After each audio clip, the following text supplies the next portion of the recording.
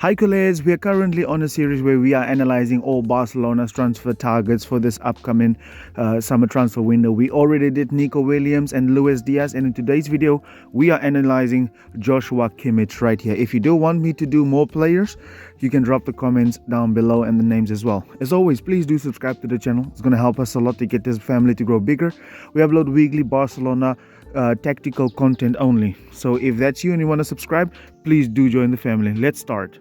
Listen, guys, if we can pull off the shining of Kimmich and Nico Williams, Barcelona would be a serious contender for all trophies next season. And let me know, out of 10, how much would you rate us winning trophies if we sign Nico Williams and Joshua Kimmich? And the stage is set here. We have all the profiles. We have Balde, who's similar like Alphonso Davies. You have Frenkie de Jong, who's similar like Goretzka. Then you have Gundogan or Pedro, who can play like a 10, and Lewandowski up front. So if we can get these two guys, man, seriously. The main reason why I want us to sign Joshua Kimmich is because I think that he will unlock Frenkie de Jong.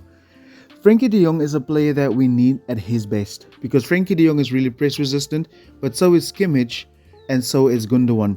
If we can get these three guys together, I mean, we're going to have an unstoppable midfield, right? You're going to have Kimmich, who's going to control the midfield in all facets of the game.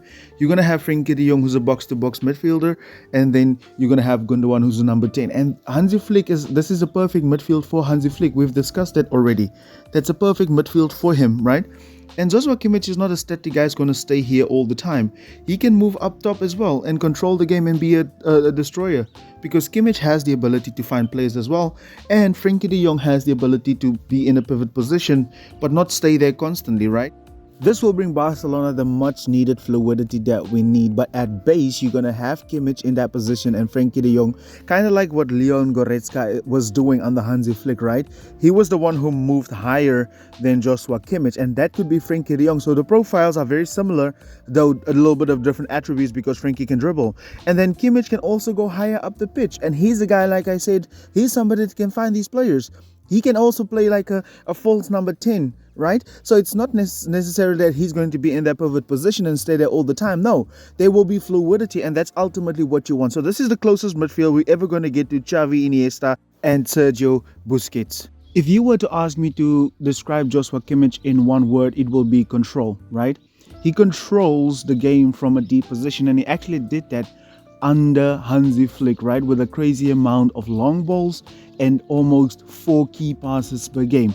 There's some players that don't even complete 4 passes in a tournament, but this guy was averaging this under Hansi Flick. In the build-up, he would be a magnificent player to have, because he is one of the most disciplined players you'll ever get. He never leaves his position, and that is what positional play does. This would have been a great signing under Xavi Hernandez, right? The long balls, the crosses that he completes, right? His passing percentages, and almost 70 passes per game is what this guy is going to give you. So control is what he's going to bring to this Barcelona team. In the build-up phase, he can even be part of the back three that we see nowadays team like to exploit, right? And having Frenkie is going to balance that out, because he's obviously going to be the one that drops deep, right? And also he can even drop into that position right there, and he did this under Hansi Flick, right, for Bayern Munich. And this is what Toni Kroos does for Germany as well as Real Madrid. So control is going to be one of the best things that we need or going to get from Joshua Kimmich, and ultimately that will allow the likes of Frenkie de Jong, Gundogan, Gavi and Pedri to go and do what they need. So I don't think we realize how important signing Joshua Kimmich would be for this Barcelona team next season. Forget about the other players. We need this guy because he controls the game, and he who controls will affect the outcome. So he's going to be sensationally important for Barcelona. Kimmich has to be one of the most calmest players I've ever seen in terms of the build-up phase, right? He's literally one of the calmest players. He's going to give us range, and also he's very, very disciplined. And this is what the guys like Gundogan, like I just said a minute ago, this is what we're going to need. He's going to give us freedom to play in terms of the midfield, and he gives you that control. He's not only going to sit there in his position and just pass the ball around. He's the controller. He's also the guy that plays over the top, just like Busquets used to do. Remember, almost 4 key passes per game. That's crazy. And also like dropping in to create that back three.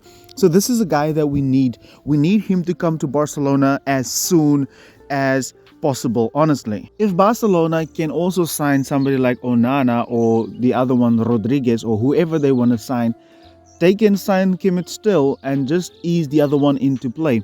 Because Hansi Flick has multiple times tried Joshua Kimmich at center back as well, especially against the low block teams, something that we struggle often with teams like to sit deep. And then you have the pivot like Onana, and then you have Kimmich and Kubarsi now against the low block teams, right?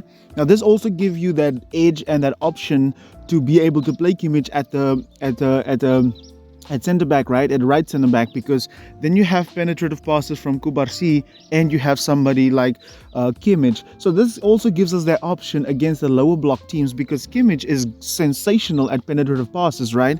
And also those runs in behind that Lamine Yamal is going to make, or a Nico Williams, right? So signing Joshua Kimmich, I don't think we realize how important this could be for us, because he can play at centre back, right, and at defensive midfield. But I do not want to see Kimmich at right back. That's a waste of his talents. But in essence, he can also cover that positions as well. So signing Kimmich we can't go wrong with it. We can't go wrong with it. And we're not even covering everything. I'm just telling you how he would fit into Barcelona. But this would be a sensational signing for us. And like I said, we're not even covering everything regarding Joshua Kimmich. This is just a few things that we can have him do for us at Barcelona. So this signing needs to happen. Even at center back, you're going to get a lot of control, a lot of press resistance. So Kimmich is safe, right? I just don't know how it's going to be if somebody dribbles at him, right? But he can make some tackles too. And then you're going to get, against the lower block teams, you're going to get those balls in behind, those accurate balls like you would see a Sergio Busquets doing or whatever. Same with Kubarsi. You've seen what that kid did from center back. And also those penetrative passes, right? Kimmich he's always looking for that pass forward. And this is what we need. And he's going to give you that option against lower block teams. But in the end, this is just my opinion, but I do think you guys can agree with me that he would be a sensational signing for us, and he will improve Barcelona so much. And if you think about it, everything is kind of aligned for him, because he has a coach at Barcelona which really moved him back into the midfield, right? Because he played right back, and also you have a system he has played in before, under Pep Guardiola. He has some friends there at Barcelona, Ter Stegen, Gundogan, and also he has played with Lewandowski. He can help Pedri and they can learn from him. So everything is kind of aligned. But as always, guys, please do subscribe to the channel. Let me know your thoughts, of course. Also drop the names that you want us to analyze next. See you in the next one. Thank you.